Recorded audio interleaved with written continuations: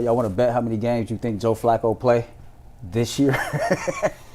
I'd set the over/under at 9.5. It's a good start. Ooh, I take the under. Every snap he takes feels like a wasted snap. And I know you got to care about your veterans, and I know you're trying to win. I know. Got to find out what you have in these guys, man. You got to find out what you have in Dillion and Shedeur. And if Joe's playing 9 or 10 games, that leaves 7 for Dillion and Shedeur, and I just don't think that's enough. So I kind of hope Joe only plays like 5. Get him through the first. What's the month. number, Jason, that the Browns brass have in mind at the point of the season when they're saying, okay, time to pull the ripcord on the young guys and let them play? They were. Is it like 1-6? I remember. Now, obviously, last year was far different because you went in that season with high expectations. But I left the stadium after that Commanders loss, and the season was over, and they were like 1-3. What was the command? What was their record after Washington? Can we look that up? Yeah, 1 second. After the loss to Washington, the game it was like early 5 October. turnovers? It was early October. Yeah, I remember the game. And I remember, I think I tweeted or I wrote something about like, it's October, whatever, and the Browns season is over before the Guardians season. All right, so it was Sunday, October 6th. They lost 34-13, and they were 1-4. And that was it. The season was over. So if they start 1-4, I know last year was different because you had higher expectations, but 1-4 is 1-4. There's I talked to somebody in this in the business. Somebody who covers it, the NFL nationally, and they were like, "When's the Browns bye week?" And It's like 8. I think it's 8 or 9, but let me check. It's somewhere in October. There's 9. Is it 9? Yeah, so it'll be maybe. probably very end of October. All right, so the end of October, yeah, week 9. I think after that Patriots game, you evaluate the situation and say to yourself, all right, where are we at? You know, obviously the Jets on the road, that's not an ideal spot to start somebody, a rookie, but... Yeah, that's not a good team, though. They're not a great team. But still, I don't know. See, me, I struggle with this. I want to say because of the fact that Joe hasn't played a full season since, 2017? I think that was the last full season he played, in the NFL. Maybe this is just a hometown bias. Maybe this is the Browns fan, or maybe this is just Joe Thomas being on our show Monday. But, when you look at this team, I think that they are a little better than what the national perspective is. And based on how they constructed this roster, I hear you. I think this is what, Jason, as far as this is a year you got to figure out what you have. But to me, it looks like they're taking this approach of let's at least put our best foot forward and make a concerted effort to at least go out here and try to win. And Sure. To your point, let's see what we look at after 8 games, right, and then we go from there. But I think if Joe, I hope Joe is healthy because I'm a fan, and I hope Joe is playing well enough to where the Browns is winning more than the 4 or 5 games that they are projected to win. Now, that's counterproductive as far as getting a look at the rookies, but I think based on how the last few seasons of the Cleveland Browns season has played out, you're going to see all 3 of them. I'll go ahead and stick with the 9 games from Joe, and then Dillion and Shedeur split up the rest.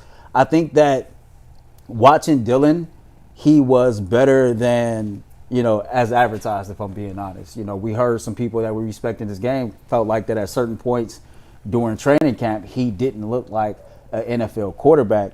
And just watching him in the last 2 preseason games, I see where his strengths are. And I also see where his weaknesses are. And it kind of reminded me when we had Baker, Dustin, and how Kevin would do whatever he could to exploit the strengths and hide the weaknesses. And those quick out routes and operating from the gun and things like that, I just wonder, how much will he be able to do that before defenses get enough tape to where Kevin say, okay, now I need to see my QB3. I wish I had the answer.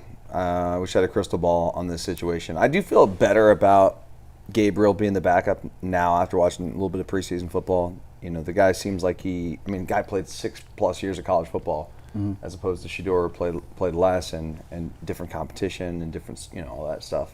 But I don't know that he's going to be a great starter in this league. I think he'll definitely be serviceable because he's a smart kid. He does the right things. He knows where the ball's got to go. But there are limitations. Number one being his size, his athleticism, all those things kind of hold him back a little bit. But we said the same thing about Baker Mayfield too, and he's now become kind of a top 5 to top 10 quarterback in the league. That's on a team going to the playoffs every year. So we'll see about Dillon Gabriel. It was only a 3rd round pick. I thought it was a little bit of a reach at the time, but I don't know, man. The guy made a few plays here in the preseason that has me at least wanting to see more. Yeah, you're going to see more. I said during the training camp, if he was 4 inches taller, he probably would have been a 1st round pick. Right. But, I mean, he's not, and he's never going to be.